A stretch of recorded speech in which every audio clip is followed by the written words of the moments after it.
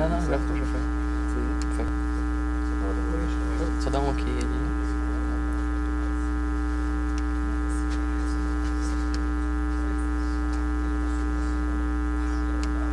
Beleza? Agora está passando. Está passando. Tá, bom, obrigado aí pela apresentação de Conan.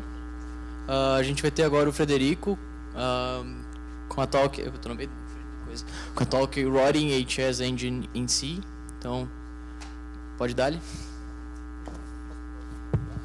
Obrigado. Bom dia, meu nome é Frederico, eu trabalho na Cheesecake Labs e vou falar um pouco hoje sobre como escrever um programa para jogar xadrez em C. Vou falar algumas técnicas envolvidas nisso, mas vou tentar focar um pouco na questão do código, né? Isso aí vai ser o nosso... o que a gente vai falar, né? Primeiro um pouco de contextualização. O xadrez é um jogo bem antigo, que é jogado um jogo de tabuleiro, que tem 64 pés quadrados, né, dispostos numa matriz 8x8, e são 16 peças para cada lado, que cada uma tem a sua forma de andar, né? E o objetivo é fazer o checkmate no rei, que é deixar ele sob ataque e sem ter para onde fugir, né, como se defender. E o problema de botar um computador ou um robô para jogar xadrez já não é novo. Desde 1770 já surgiu essa ideia, que foi um chess autômata que cruzou o mundo, na verdade, fazia tours jogando xadrez e jogava muito bem. Mas, na verdade, era tudo uma enganação. Existia uma pessoa que ficava, um expert que ficava escondido aqui dentro. Ele que controlava, então não era uma máquina realmente jogando. Mas só para contextualizar que a ideia já é bem antiga, né? E mais recentemente, então, com máquinas que realmente jogavam, isso começou acho que principalmente por causa da lei de Moore, e o desenvolvimento, nossa computação expandiu muito, a gente conseguiu criar máquinas que realmente jogavam, até que em 96, já faz mais de 20 anos, um computador ganhou do campeão mundial corrente, né, que era o campeão, na época era o Garry Kasparov. Então a gente já conseguiu bater os melhores humanos, né, as máquinas, nesse quesito. E, na teoria, é um problema bem simples de ser resolvido, porque o xadrez ele é bem objetivo, o checkmate. Objetivo, eu quero dizer, ele não tem... ou ele é checkmate ou não é, então. O jogo só tem 3 possíveis resultados, que é a vitória do branco, do preto, ou o empate. Então, tudo que a gente, em tese, tem que fazer é percorrer toda a árvore de decisões do jogo e ver na posição final, se aqui é uma vitória do branco, do preto ou um empate, e a gente percorre para trás essa árvore de decisões, tentando atingir o nosso objetivo que a gente quer, né? No caso, ganhar com a nossa cor. É basicamente isso aqui assim. Então, cada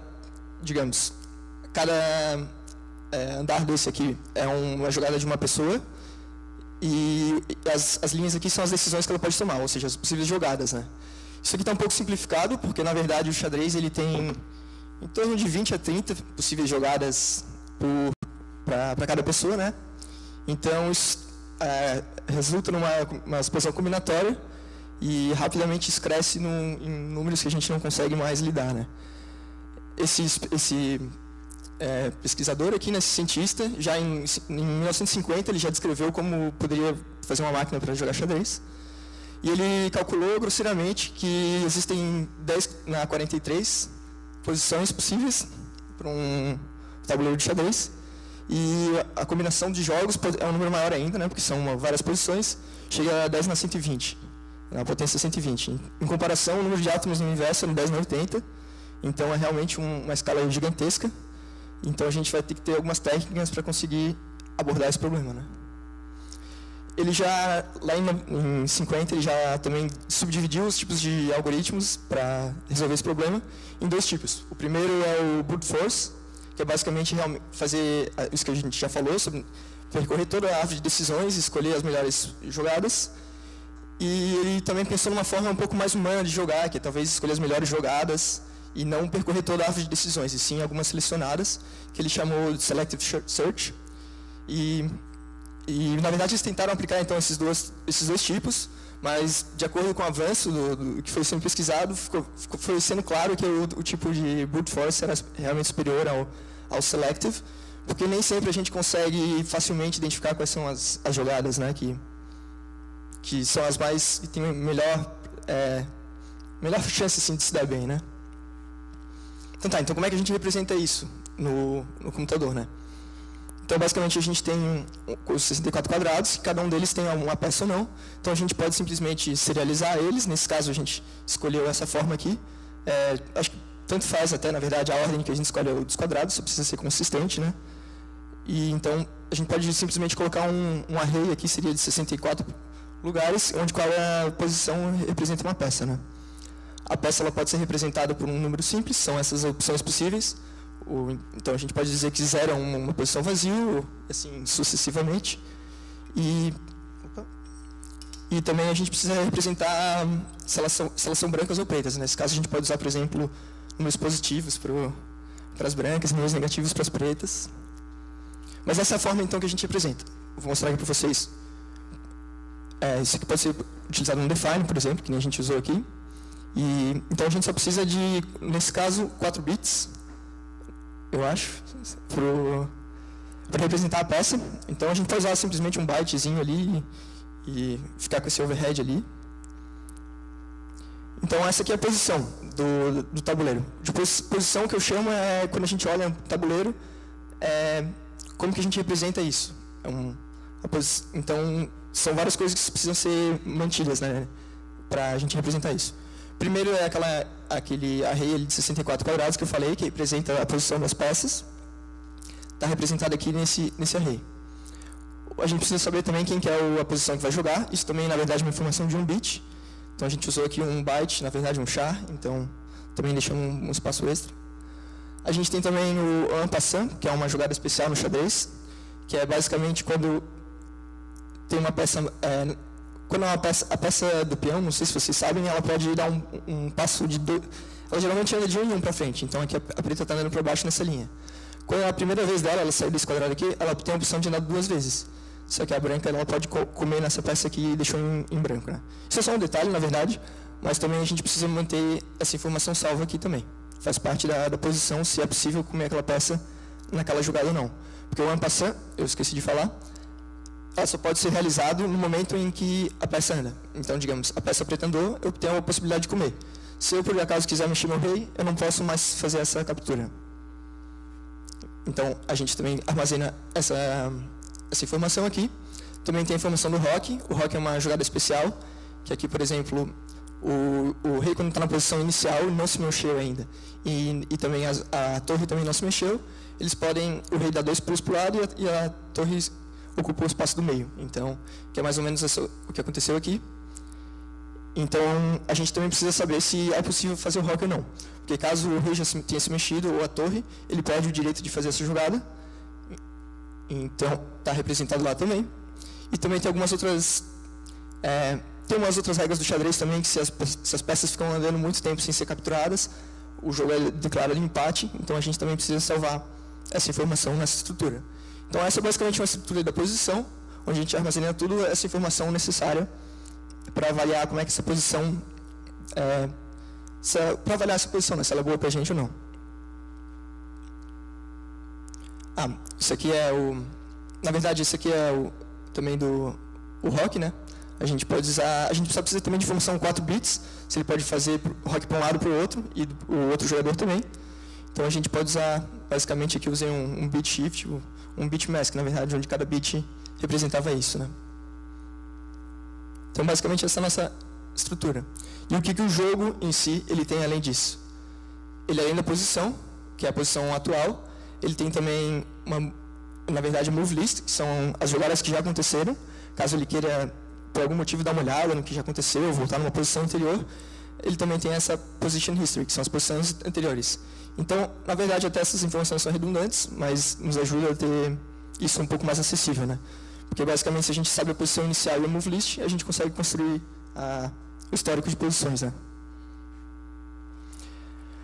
Uma das coisas legais que a gente pode fazer também para programar xadrez é chamado de bitboards, porque é uma outra forma de representar, onde ao invés de a gente usar um array de inteiros, e onde cada número representa uma peça, a gente pode ter, cada array representa uma peça, e cada posição dessas é só um bit. Então, por exemplo, aqui pode ser os peões da preta. A gente sabe que se esses bits estão setados, eles estão posicionados naquela linha ali. E a mesma coisa com as outras peças, né? Essa representação é bem interessante, porque Por dois motivos, na verdade. Primeiro, porque a gente pode facilmente fazer operações rápidas para transportar as peças. Então, digamos, a gente tem uma peça aqui, essa vermelhinha aqui. Se a gente quer achar o quadrado ao lado direito dela, a gente só dá um bit shift no array inteiro e todas as peças vão se mexer. Nesse caso, só tem uma peça ativa, né? A gente dá um bit shift e ela vai para o lado. Então, a gente consegue rapidamente posicionar todas as peças para a direita. A mesma coisa, por exemplo, se fossem os peões aqui. A gente pode dar um bit shift, nesse caso aí, de 8 posições, ela vai subir, todos os peões vão subir uma linha. Então, é uma operação bem rápida, que a gente consegue movimentar as peças. E é bem interessante também, porque a gente pode usar isso como um bitmask. Então, esse seria aqui nosso bitboard, né, que na verdade, como é um array de 64 bits, a gente pode considerar um número, né, de 64 bits. E seria essa a definição, né?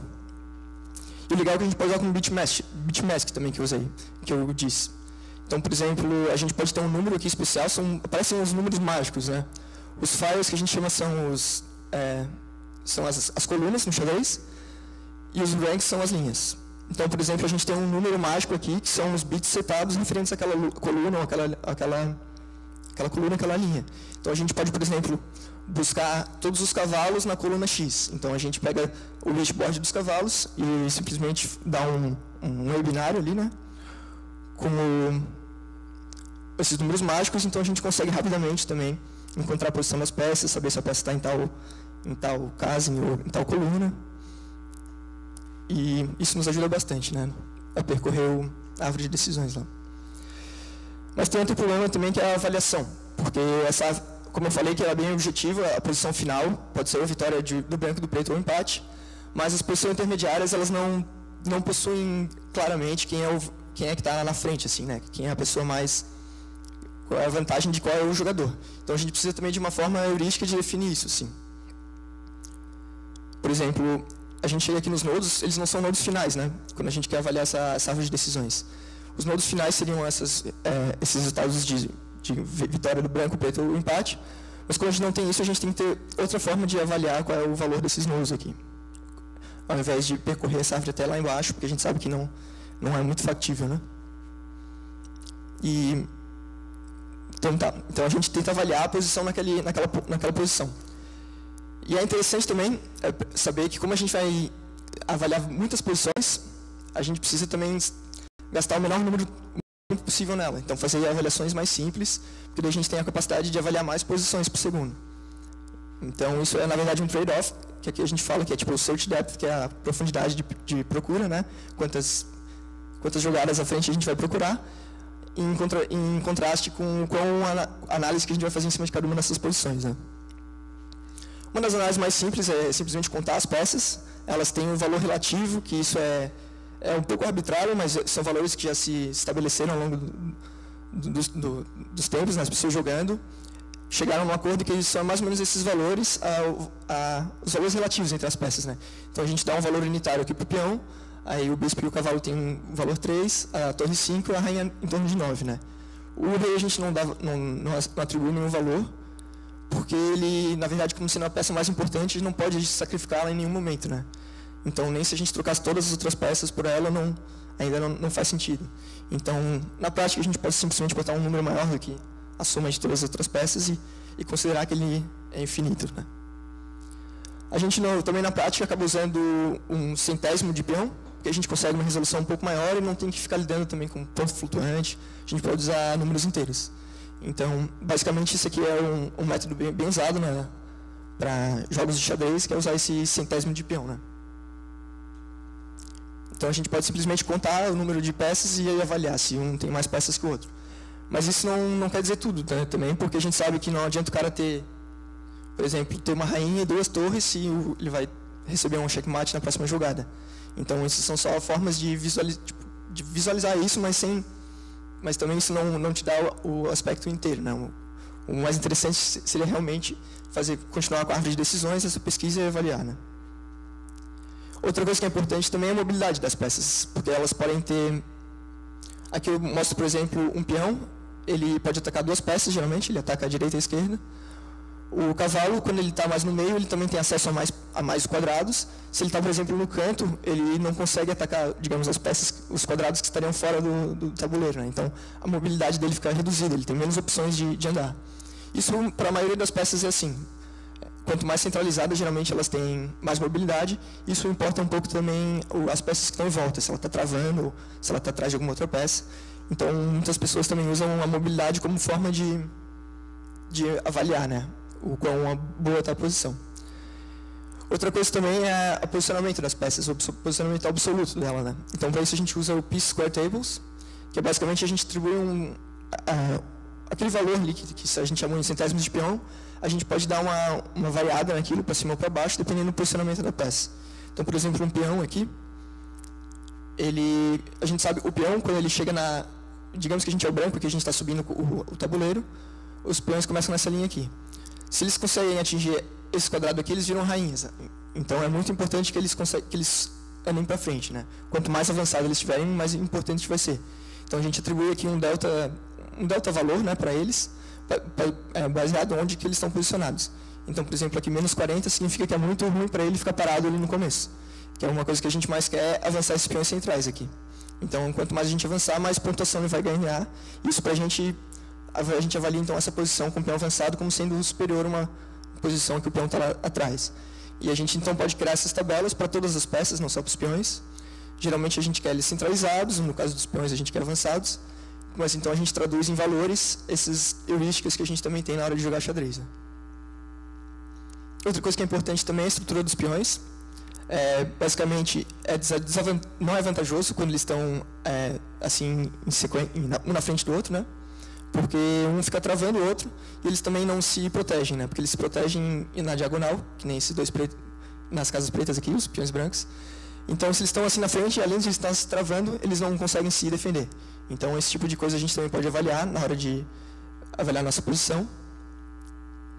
E também se eles estão, eu não sei o termo em português, mas se chama de passed pawn, é quando o peão ele já passou de todos os peões que estão do lado dele aqui. Ou seja, nenhum outro peão pode interromper a passagem dele até chegar e virar rainha. Teria que ser uma peça de mais alto valor, que teria que se dedicar a essa função, né? Então tá. E isso aqui a gente ainda tem que percorrer essa árvore de decisões. Porque então a gente já sabe agora que tem várias decisões, a gente consegue avaliar esses nodos finais aqui. Agora a gente precisa de algumas outras técnicas também para percorrer essa árvore, porque mesmo assim não é um trabalho fácil, né? A gente sabe que isso aqui vai explodir rapidamente, com algumas jogadas à frente. Então, se a gente puder ter alguns métodos de reduzir o nosso esforço, é bem interessante, né? O mais comum é chamado minimax, porque basicamente a gente atribui valores altos para a vitória de um jogador e valores baixos para o outro jogador. Então, o jogador está tentando maximizar esse valor, ou está tentando minimizar. É isso que está tentando ser representado aqui nessa árvore aqui, né? Cada nodo desses aqui, a gente representa basicamente com a jogada que foi utilizada para chegar nela, e esse valor que é um valor numérico de quanto a gente avaliou, né? Então, a gente constrói essa estrutura aqui utilizando esses nodos aqui. Daí, um avanço ali na técnica Minimax se chama Alpha Beta Pruning, que é um método que a gente garante que a gente vai ter o mesmo resultado do Minimax, mas com um esforço computacional um pouco menor. Basicamente, isso aqui até seria um GIF, mas acho que não ia ser muito fácil não ia ajudar muito, mas basicamente o que a gente faz é o seguinte: a gente primeiro avalia um primeiro ramo aqui dessa árvore, né? Digamos que a gente achou uma posição muito boa. E a gente quer avaliar, então, se a gente tomasse uma outra decisão aqui, de repente a gente chega numa posição melhor. Mas aí a gente sabe que o outro jogador ele não vai deixar a gente chegar nessa posição. Ou seja, é um pouco difícil explicar assim, mas se a gente sabe que aqui tem uma posição muito boa, que, na verdade, vou tentar explicar o seguinte: se a gente tem um ramo que a gente avaliou, se a gente olha para o outro ramo e vê que o cara tem uma resposta que é muito boa, então não adianta olhar as outras respostas daquele outro ramo. A gente sabe que ele pelo menos tem uma jogada que é tão boa quanto o primeiro ramo que a gente viu. Então a gente não adianta ficar olhando naquela ramo, porque o primeiro ramo seria melhor para a gente, porque mesmo na primeira jogada do segundo ramo, ele já conseguiu um resultado melhor, então a gente não quer entrar naquele ramo. Então, desse jeito, a gente pode ir cortando os ramos e não avaliar eles, para não ter que perder tempo no processamento, né, que é o nosso gargalo aqui nessa aplicação. Outra coisa que é legal também é Iterative Deepening, que é basicamente um aprofundamento iterativo, que significa o quê? Digamos que a gente quer procurar aqui, nesse caso, 3 jogadas com uma profundidade 4. Essa questão do alpha beta pruning é muito importante, que a gente avalie as jogadas boas primeiro, porque se a gente olha a jogada boa, assim que a gente olha o próximo ramo e vê que tem uma jogada ruim, a gente descarta aquele ramo. Então, se a gente conseguir ordenar, a gente for avaliar os ramos em ordem, digamos, o melhor primeiro, a gente tem bastante a ganhar, né, com essa heurística. Então, uma das coisas que se faz é, antes de começar a avaliar esses ramos, a gente, ao invés de procurar eles com profundidade 3, a gente procura eles com profundidade 2, avalia aqui quais são os resultados, e daí ordena eles baseado nesse valor, né. E isso não é muito custoso, porque, digamos, se a gente vai procurar 20 jogadas com profundidade 3, a gente procura cada uma dessas jogadas vai procurar mais 20 com profundidade 2. Então, se a gente procura uma vez as primeiras com profundidade 2, a gente tem um esforço de 5% a mais, digamos, e só que a gente consegue ordenar. Então, a gente, só não indo uma profundidade tão abaixo, a gente consegue já fazer um cálculo rápido, né? Isso nos ajuda bastante a cortar os ramos, e a gente corta assim, o cálculo computacional bastante grande, assim, o corte que a gente faz. Outro problema também é o efeito do horizonte, que, por exemplo, digamos que se tinha uma peça aqui, um cavalo, o bispo foi lá e comeu. Se a gente para aqui a nossa avaliação e nossa árvore de decisões, né, e tenta avaliar nessa posição, a gente pode achar que a gente ganhou um cavalo meio que de graça, mas é claro que na próxima jogada o bispo vai ser comido, né? Então a gente está com um valor inflado ali que a gente não percebeu que na próxima jogada vai ser descartado esse valor, né? Isso a gente chama de efeito de horizonte, porque o nosso algoritmo só vê até aquele horizonte ali de jogadas e não vê na próxima jogada, né? Então, uma das coisas que é feito para resolver isso é o quiescence search, que significa o quê? Ele primeiro avalia se a posição que ele quer avaliar é uma posição dessa que já está, ele chama de posição quieta, ou uma posição que não é quieta, no caso. A posição quieta significa que não tem nenhuma captura pendente, que vai vir na próxima jogada. Então, ao invés de a gente avaliar aqui, a gente realiza essa captura e faz a avaliação na próxima jogada. E tem algumas formas também de avaliar essa captura de um pouco mais rápido. Avaliar isso estaticamente, ou seja, ao invés de a gente, digamos aqui tem vários ataques acontecendo nesse quadrado, a gente pode ver, ao invés de a gente ir calculando a ordem de que eles vão ser capturados, a gente pode simplesmente ordenar qual é o valor das peças que estão sendo que atacam e ir capturando com a peça mais baixa. Então, por exemplo, aqui a gente come com um peão, ele vai comer de volta com um peão, que é a peça mais baixa dele. A gente pode comer com qualquer uma dessas duas, que tem o valor igual. Então, a gente faz essa série de sequências em série, assim, né? Sem ter que realmente calcular todas as jogadas possíveis nessa posição. A gente só realiza as capturas para transformar essa posição numa posição quieta, né?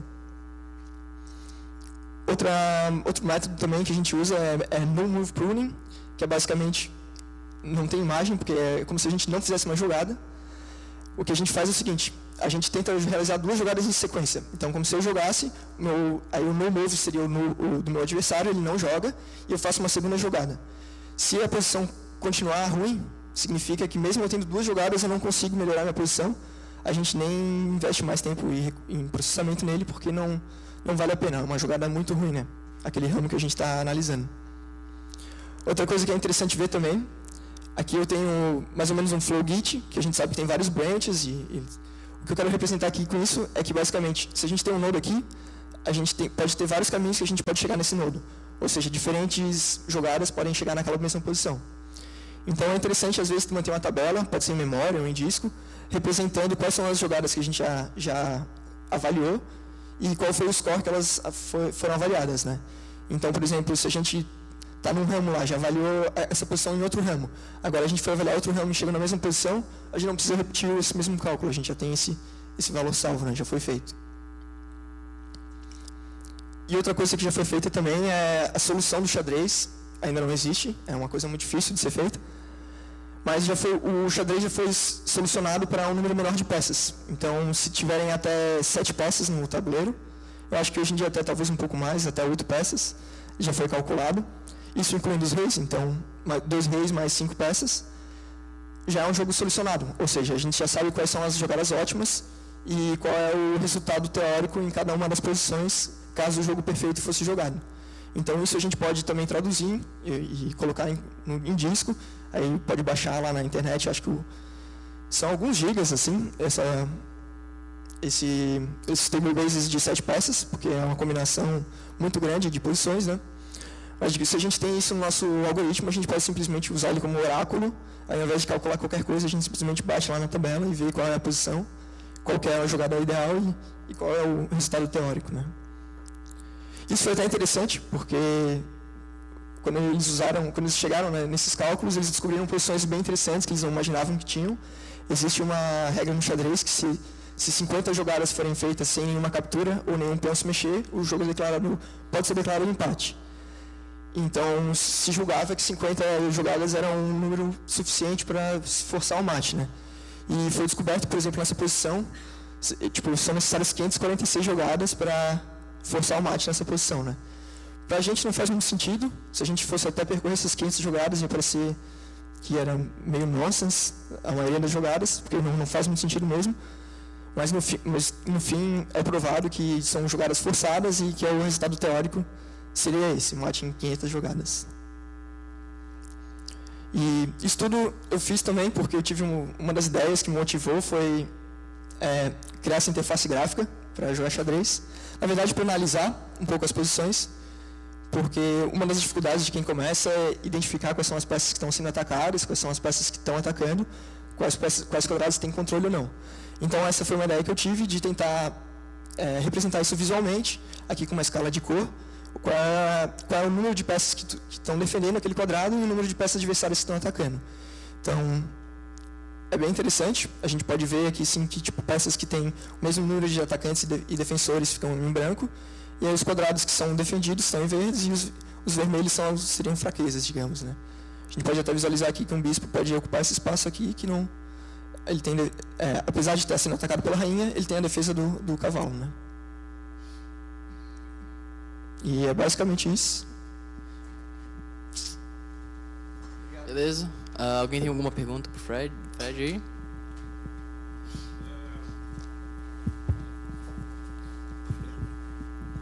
É aquela parte que a pontuação tá por posição no tabuleiro, em que o peão tem menos 40, os peões centrais têm menos 40 na posição inicial. Isso não acaba forçando o programa a iniciar... Quer dizer, eu não entendo muito de xadrez, eu não sei se seria realmente a melhor jogada, mas não acaba forçando o peão a iniciar, forçando o programa a iniciar com os peões centrais? Exatamente, até por isso que foi desenvolvido esses valores, porque realmente é uma heurística, o pessoal costuma realmente abrir com os peões centrais aqui, então esses valores foram escolhidos justamente para dar essa penalidade de manter o peão parado aqui. Geralmente o que a gente quer no começo do jogo é dominar o centro do tabuleiro, e os peões geralmente são as melhores peças para isso, porque eles dominam ali, são peças de pouco valor. Então realmente acho que a maioria dos jogos profissionais assim começam com a abertura central dos peões, e isso a gente tenta representar aqui com isso. Então até essas tabelas que a gente cria são baseadas nessas heurísticas e justamente também introduzem um pouco do estilo de jogo. Porque a gente pode simplesmente dar outros valores aqui, o jogo ia ter tendência a jogar outras jogadas ao invés de abrir aqui com os peões centrais. E isso se traduz então no estilo de jogo do computador, né? Esse tipo de construção aqui. Mas sim, então realmente vai tender a puxar o peão e realmente é a nossa intenção nesse caso.